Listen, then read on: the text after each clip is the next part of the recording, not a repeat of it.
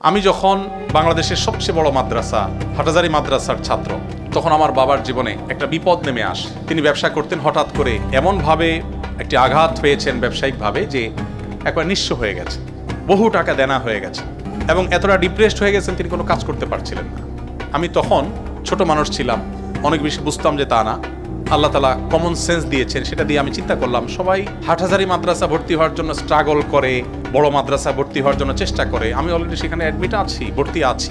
আমি তখন সিদ্ধান্ত চেঞ্জ করে সেই মাদ্রাসা ছেড়ে যশোরের একটা মফস্বলের মাদ্রাসায়, অর্থাৎ জেলা পর্যায়ে একটা মাদ্রাসা দর্নেমাসে গিয়ে ভর্তি হলাম, যেটা সাধারণত কেউ করবে না, সেটা করলাম।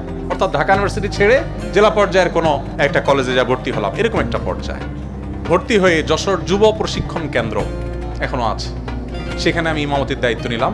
600 টাকা মাসে বেতন আমার। এই টাকা প্রতি মাসে বাবার হাতে তুলে দিতাম। একটা বাইসাইকেল সেখানকার একজন সিনিয়র ইনস্ট্রাক্টর ছিলেন জামালপুরের, তিনি আমাকে কিনে দিলেন মাদ্রাসা আসা যাওয়ার জন্য। ওখানে 5 ওয়াক্ত ইমামতি করি, মানুষকে কোরআন শরীফ পড়াই এবং এর মধ্য দিয়ে আমি আমার পড়াশোনা চালাই। আবার মাঝে বাবার সংসার চলার জন্য মাসে 600 টাকা দিই। আমার মনে পড়ে 4 বছর আমি ইমামতি করেছি। এই 4 বছরে 48 মাসে কখনো 600 টাকা থেকে 6 টাকা আমি কেটে রাখি নাই। 600 টাকার সম্পূর্ণটুকু বাবার সংসারে দিয়েছি। এই 600 টাকা পরিপূর্ণ বাবার হাতে তুলে দিয়ে বাবাকে হেল্প করার চেষ্টা করেছি। আমার 600 টাকা তার হয়তো একটু উপকার হলেও হবে, সেই জায়গা থেকে আমি চেষ্টা করেছি। আমি নিজে কখনো শখ করে কোনো কিছুই করি নাই, 6 টাকাও কখনো রাখিনি। নিজের একান্ত কিছু প্রয়োজন হলে সেটা বাবার কাছে আলাদা চেয়ে নিয়েছি, ভিন্ন বিষয়। এভাবে করে আমি আমার 4টি বছর কাটিয়েছি এবং কয়েক কিলোমিটার বাইসাইকেল চালিয়ে প্রতিদিন ক্লাস করা, ক্লাস পরবর্তী কোচিং টাইপ যে মাদ্রাসায় তাকরার হয়ে থাকে সেটা করা, সব করতাম।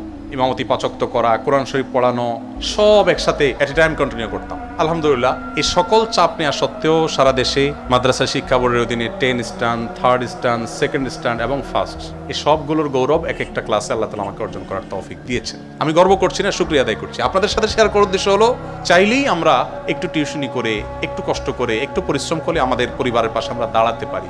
শুধুমাত্র অহেতুক সময় নষ্ট করে সিরিয়াসনেস যদি আনতে পারি, পড়াশোনা চালানোর পাশাপাশি আমরা চাইলে অনেক কিছু করা সম্ভব।